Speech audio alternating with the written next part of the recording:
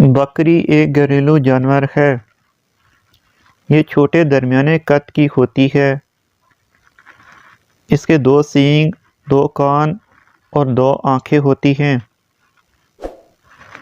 इसकी एक छोटी दुम और 4 पैर होते हैं। ये सब्ज़ी खोर है। बकरी ज़्यादातर एशिया में पाई जाती है। ये दूध देती है। ये मुख्तलिफ रंगों में पाई जाती है। इसकी बहुत सी किस्में हैं। ये कारोबार का एक अच्छा ज़रिया है।